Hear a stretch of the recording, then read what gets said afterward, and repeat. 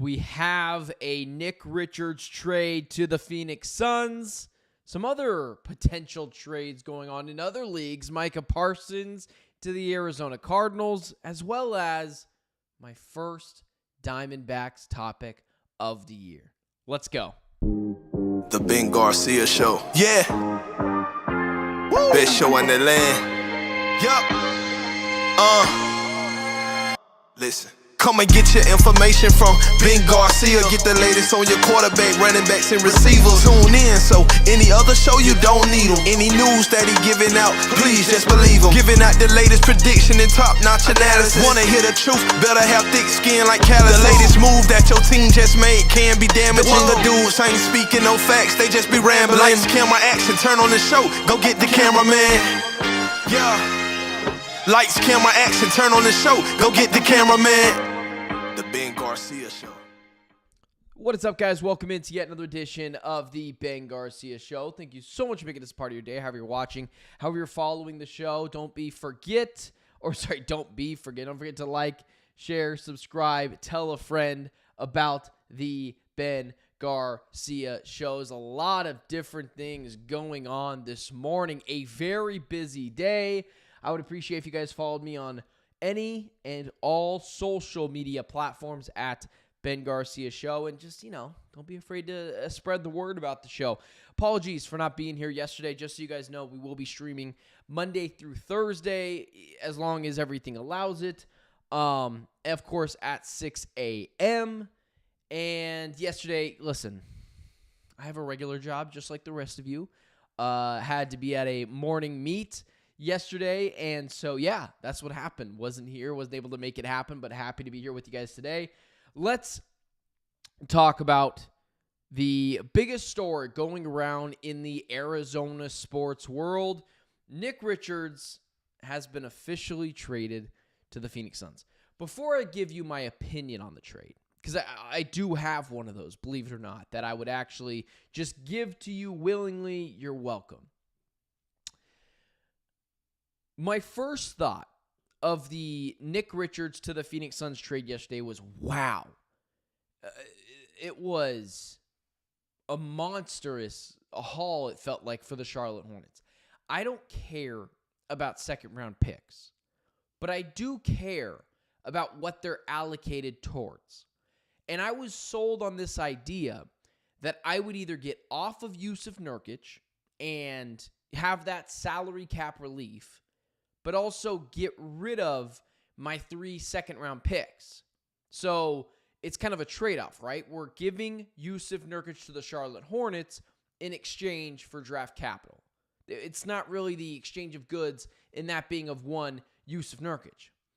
Instead, you gave up Josh Okogie, who's an expiring deal, which is good for the Hornets. They won't have to pay him past this year.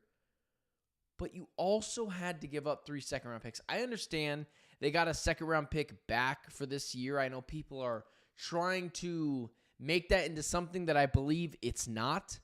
But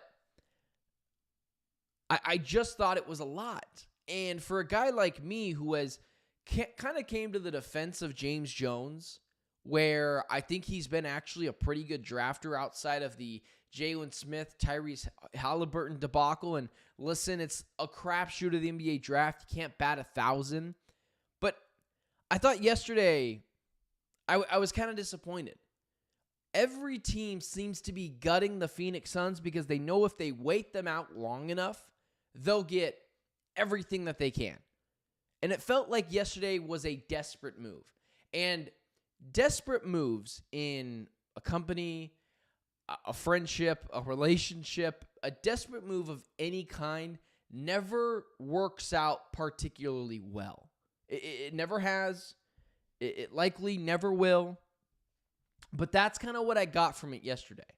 This idea that Nick Richards, and I've been pushing this for months now, is the savior to the Phoenix Suns. I can't subscribe to that.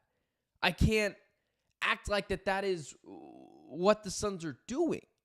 It just feels like that it's a stretch to call this guy a savior. And I talked about this yesterday on Locked On Phoenix Suns. It felt like Nick Richards was a elevation of the floor, not the ceiling for the Suns team. Anyone that is talking about, and I don't think there's many people out there, but there are some crazy people that think that Nick Richards is a championship winning player and raises the ceiling that far for this team, I just don't take that opinion seriously. Nothing Nick Richards has done has shown you that that's something that he... But also, it also goes to this. Nick Richards is clearly a lot better than what Mason Plumlee and Yusuf Nurkic are. He's laterally better defensively. Doesn't mean he's elite defensively. Just means he's off of the floor of skill level that Yusuf Nurkic and Mason Plumlee are operating on. He's athletic.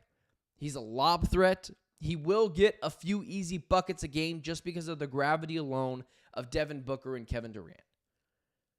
He alone, and I will continue to stand by this, he alone cannot raise this Phoenix Suns team. It's not... This team will continue to come and go as Kevin Durant and Devin Booker and Bradley Beal carry this team. This team is not going to be based off of what role players can do. It's never been the case. It never will be the case.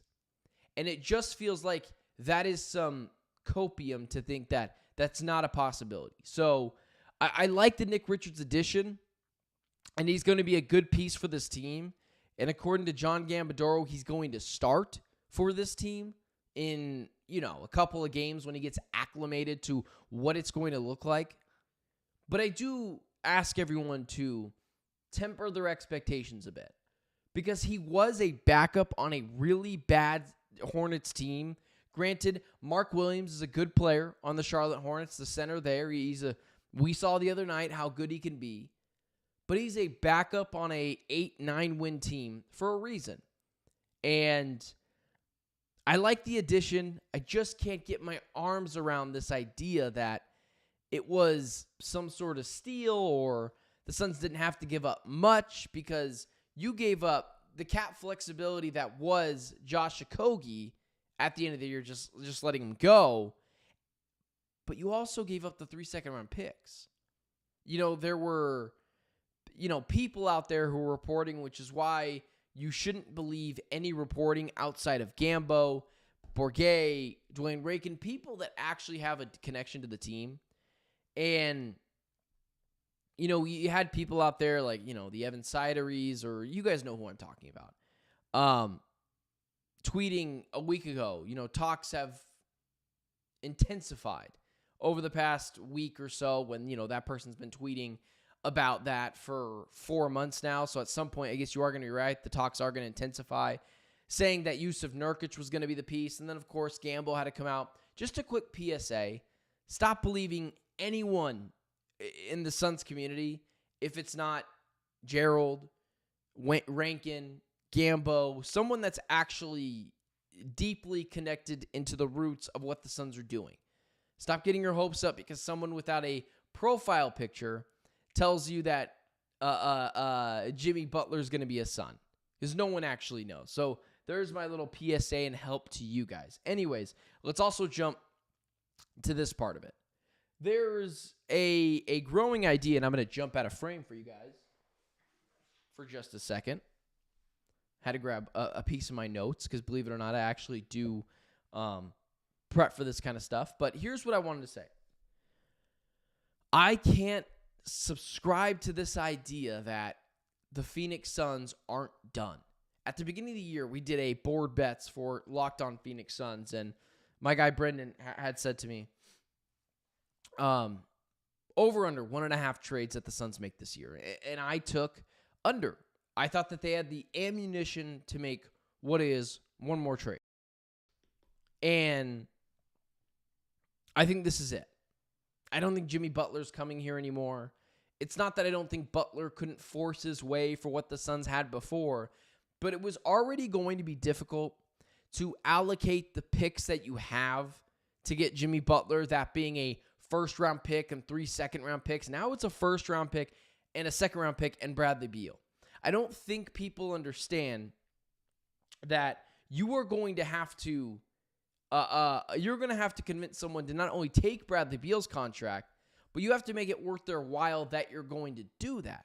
So you have to give them an excessive amount of picks just to get off the Beal deal. Not to mention, you're trying to get Jimmy Butler back.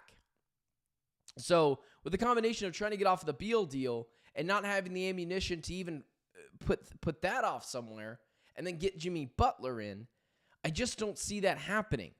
I don't live in La La Land. It's why I think some people really like what I do.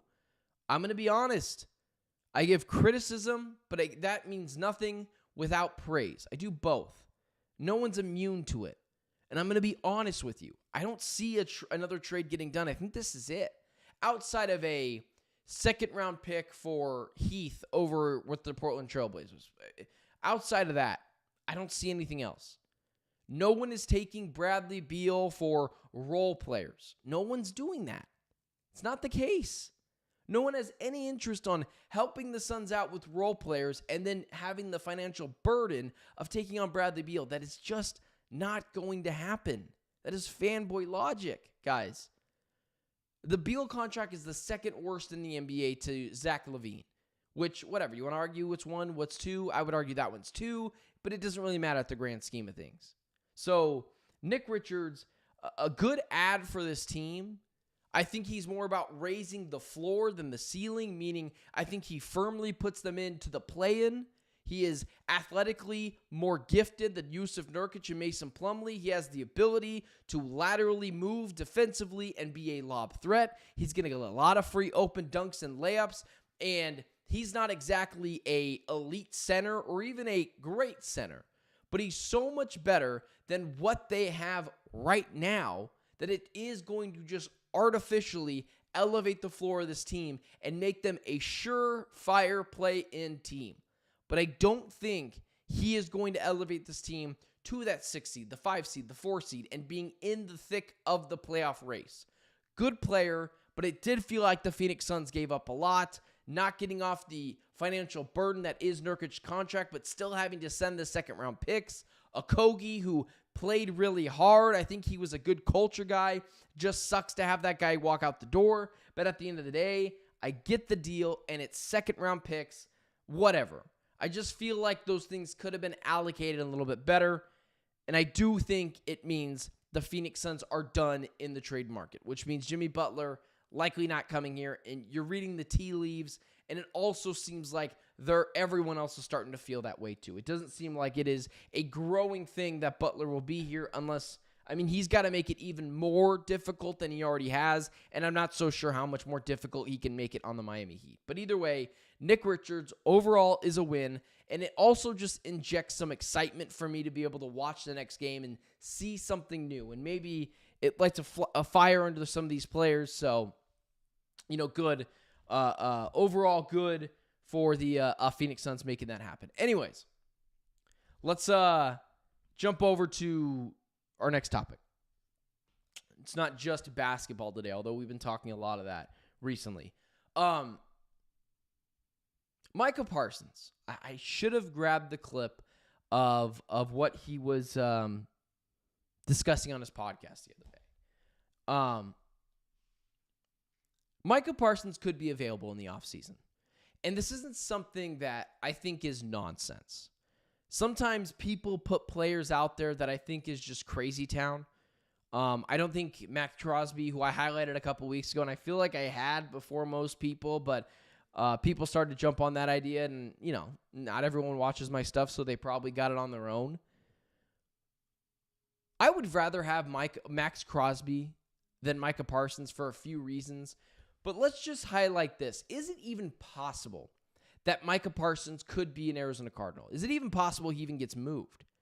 Here's the one issue that I have with this idea of Micah Parsons becoming a member of the Arizona Cardinals, or really any other team that isn't the Dallas Cowboys. Micah Parsons is a star, a superstar, that being at his own position and in his own right. But the Dallas Cowboys, if there's one thing that they keep on their team, it is stars. They're not in the business of letting go of stars. whether it was Trayvon Diggs or Dak Prescott or whoever it is, CeeDee Lamb. Now, they ultimately wait to pay the most amount of money they can for their stars, but they never let them walk out the door. So I think it is a little far-fetched to think Micah Parsons could be available in the offseason. But if Max Crosby can't be had for this team, who I think is just a better fit in terms of I think he's going to make less money, the age, and I also think he's less of a distraction and more about winning than Micah Parsons. I don't have to deal with all the podcast nonsense if I'm the Arizona Cardinals. But if Micah Parsons does become available and Max Crosby can't be had, the Cardinals have to go get what they can for him. It kind of goes as well. Like, I do think he's going to go more than what Max Crosby could have gone for. I think Max Crosby could be had for a first and a third round pick. I think Micah Parsons is going to demand 2 first-round picks. But let's not even talk about that, because I do think I can read the tea leaves. Jerry Jones is crazy town. The Cowboys are going to enter a rebuild of some sorts. Mike McCarthy's out the door. He liked him. Dan Quinn is out the door. He really liked him as his head coach. How likely is it that it happens? I'm going to put it at about 20%, 15%, which still I understand looks a little high to some people.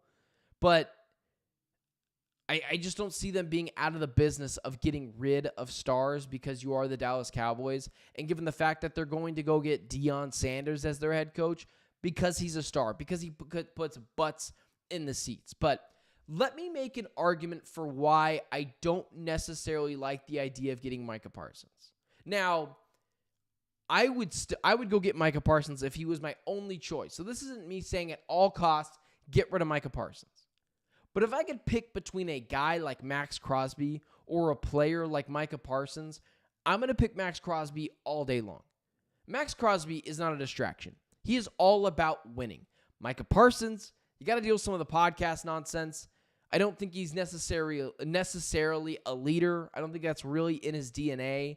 And in a locker room that is so much about culture that you're building, I don't want guys who are about themselves. I want guys who are about the team. When you combine that with the aspect of, I think Max Crosby is just going to command less money than Micah Parsons, as well as a trade partner where I think Micah Parsons is going to cost 2 first-round picks, where Max Crosby, I think, is more of like a first and a third-round guy. If I had to do the picking of what I would rather have, I would take Crosby over Micah Parsons. I just think at times he can be a little bit of a headache as well. He doesn't necessarily fit the culture of the Arizona Cardinals well. We've seen him have some character issues in terms of leadership, not necessarily troubles with the law or anything like that. But I think if you're trying to build a locker room of culture and winning, you got to prioritize a guy like Max Crosby over Micah Parsons. That being said, I don't think it's even going to get to that point. Like I kind of had mentioned before, hate to reiterate some things, but the Cowboys are in the business of being interesting, and Micah Parsons is interesting. It's hard to shoo that guy right out the door. It's just not going to happen in that way. So the Cardinals, in all aspects, absolutely need to get a pass rusher. And if Micah Parsons is the only player available that they can get, sure, I 1,000% agree with you. Make it happen because it's that important to get a pass rusher. But if you have some options, and Max Crosby was available, and Micah Parsons was available, I think every day that ends in Y and twice on Sunday, would I want a guy with the motor, leadership, cultural positivity in the locker room. I just would rather a guy like Max Crosby, who has endured a lot, not only personally, but professionally, to move the needle for the Cardinals more. Because it's not just about talent, it's about fit, not just on paper, but culturally.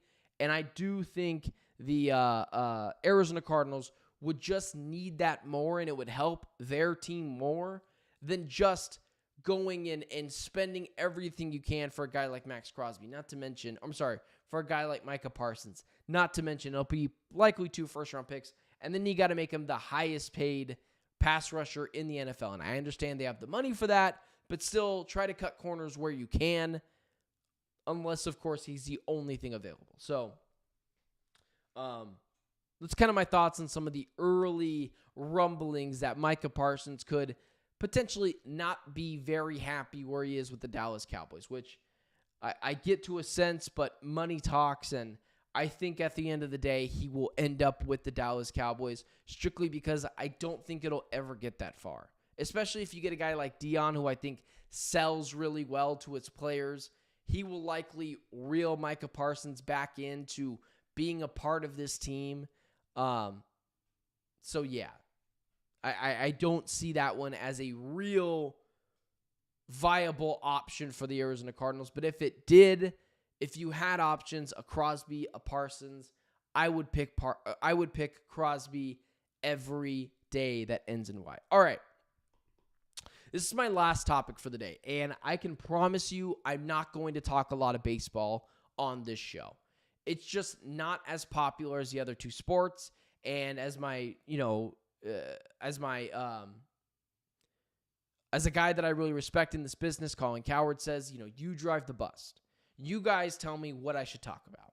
So in the future, this show is going to be like 70% football, 20% basketball, of course, kind of depending on the time of the year, 10% baseball. Maybe a big baseball October matchup. Maybe the Diamondbacks are in the playoffs. Maybe you see more of that. But the week before I started this show, Corbin Burnes was signed by the Arizona Diamondbacks. And, I got to tell the story of how I learned about that this was going to happen. I'm a huge Diamondbacks fan. I've got a Diamondback hat on right now, although it's backwards.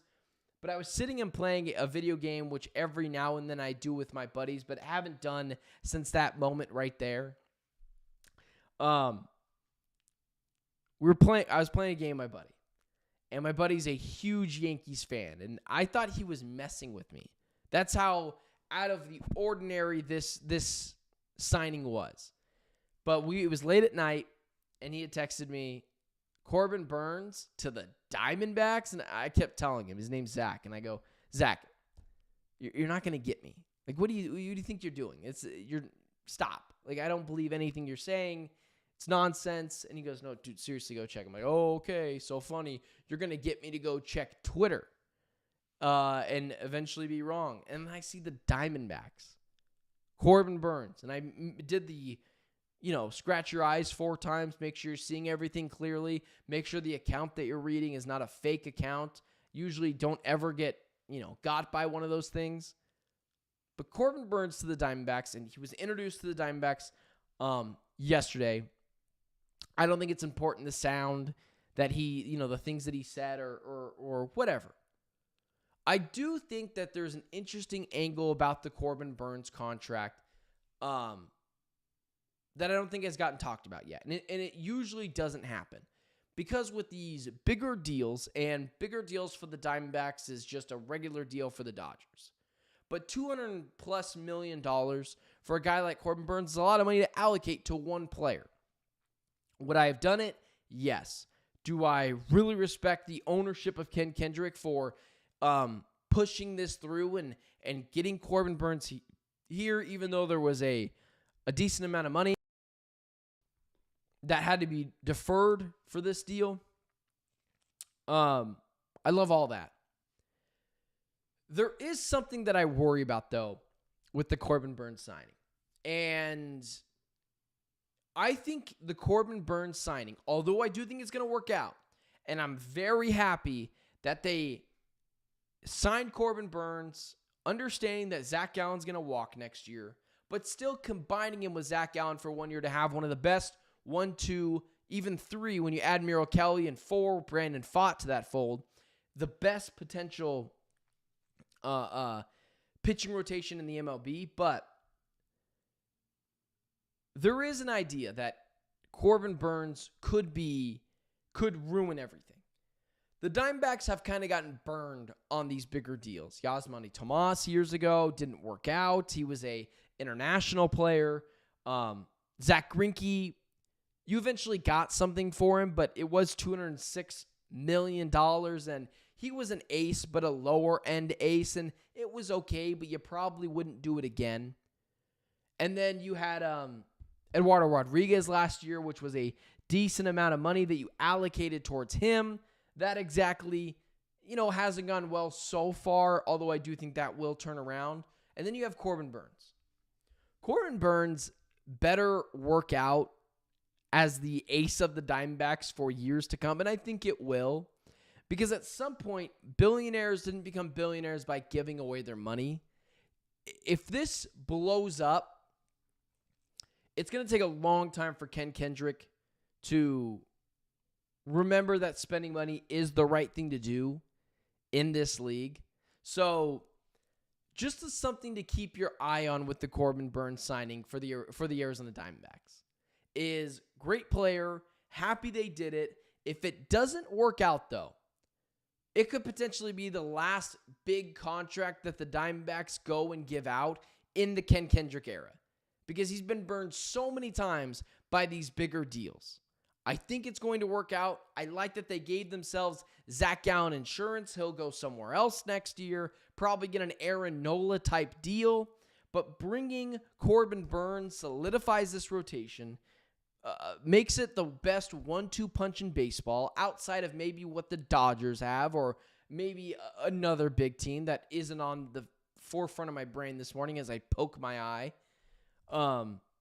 Love the signing. Think it's going to work out. And for everyone out there who's like me, an all Arizona sports fan, but maybe you don't pay attention to baseball and the Cardinals have driven you a little insane, or the Suns have driven you a little insane this year. The Diamondbacks have a really fun young core. Baseball is a faster game now with the addition of the pitch clock. This year is going to be really fun. I do think they need to add another right-handed at-bat. I would explore trade options for that. Montgomery, you got to get off of that contract. And again, I got to hand it to Ken Kendrick. He has spent money for this team. So I think it was a great deal, but I do think it does have the potential of not being a really bad signing, but if it doesn't work out, A+, A-, solid A or B+, that Ken Kendrick could feel like he's continuously getting burned, and it could be the last big contract in his era of the Arizona Diamondbacks owner, the governor, whatever it is you want to call it. But either way, excited to have Corbin Burnes here. I'm a huge Diamondbacks fan. There's not going to be a ton of Diamondbacks talk on this show, a big series, checking in with them. I'm going to keep it few and far between. People just like football and basketball better, but I will squeeze it in once a week, twice a week on this show because that team is arguably the most fun team to watch in the Valley. And I would encourage everyone, even if you're not a baseball guy, to go check it out. And the Corbin Burnes signing is massive. Top 10 pitcher in baseball. So excited to see what he can do. And it's not like something you really have to worry about because in baseball, when you get traded from another team, there's like that psychological aspect that sometimes you're not exactly the same player. So excited. Super excited for the Diamondbacks season. Rejuvenated. Last year was a little bit of a disappointment, not making the playoffs at all. But either way, should be a good year for the Diamondbacks. Excited to watch that unfold. Either way, guys, that is all I got for you guys today. I want to shout out a couple of you guys in the chat. Ivan, Sandman, Michael, appreciate you guys continuously listening each and every day. No show on Friday. We're just doing shows Monday through Thursday at 6 a.m. God willing that those will happen. No show on Fridays. It's not going to work with my work schedule. Monday through Thursday, 6 a.m. local time, 8 a.m. Eastern Standard Time. Just a reminder, once again, I will be in New Orleans for the Super Bowl. I'll be on Radio Row. I'll be meeting some really cool people. Let me know, DM me, at Ben Garcia Show on any platform, what you want to see from New Orleans. I want to serve you, the loyal listeners of the Ben Garcia Show. So thank you so much for making this a part of your day. Don't forget to like, share, subscribe, tell a friend about the Ben Garcia Show. Follow me on all social media Follow me on all social media platforms at Ben Garcia Show. I appreciate you guys making me a part of your day. I cannot wait to talk to you guys on Monday at 6 a.m., 8 a.m. Eastern Standard Time. I'm Benjamin Garcia, and until Monday, it's been the Ben Garcia Show.